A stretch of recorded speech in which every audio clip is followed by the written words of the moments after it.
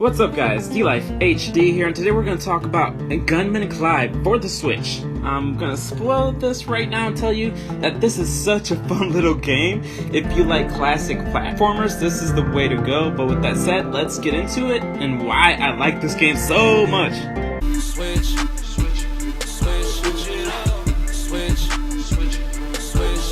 up. I was a worker, had to upgrade to a boss. I had to switch it up. Used to live in the hood, but had to upgrade to a loft. First, let's talk about game modes. There's only one game mode here, so let's talk about the settings available to you. When you start the game, you get a few options of picking between several different characters, and whether you want to play on easy, medium, or hard. Just letting you guys know, even on easy, this game is going to be challenging, so pick wisely. Next is controls and gameplay. The controls are really basic. You honestly just move around with the left joystick, jump with B, shoot with A. That's all you need to know when it comes to the controls. There's not even a double jump, though you don't need complex controls for this game because the variety is elsewhere. We'll get to it, okay? Hold on. So impatient, dang. Okay, let's talk about the gameplay. This is where the game really shines because its simplicity of controls and its variety of gameplay is what makes this game so good.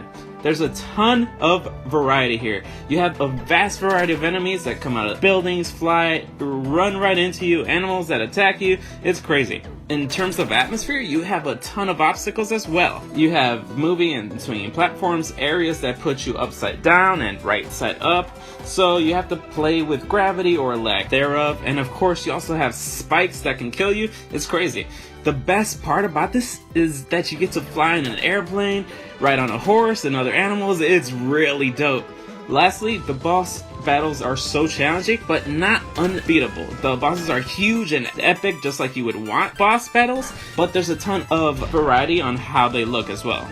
The game kind of reminds me of Mega Man. The only thing that I feel like this is actually missing is either a double jump or a wall climb.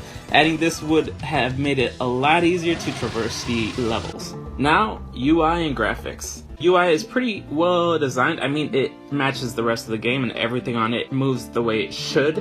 It's not like anything groundbreaking, but it works, and that's all we ask for. The graphics are awesome! The first time I saw this, all I could do is smile because it looks so cool.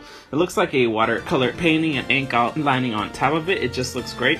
This might be the best part of the game other than the gameplay. The scenery changes colors often, at least on part 2, so you never get bored about what you're looking at. Up next, music and sound.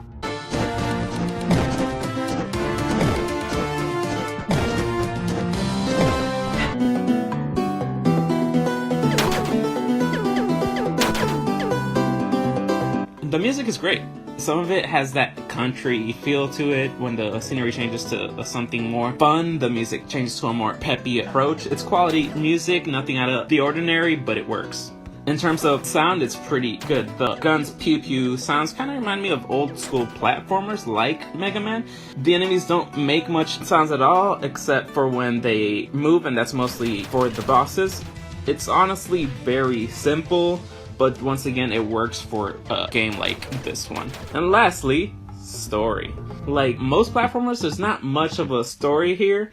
Also, like most platformers, your girl gets taken and you have to go through different challenging levels to rescue her from the grips of the enemies. It's simple, but nobody plays a classic platformer for the story. With all that said, if you love simple but challenging retro platformers, you'll love this game. It's honestly a joy to play. While I wish there were a little more options in terms of how your character moves, it's still a really fun game, and it's definitely D-Life HD approved.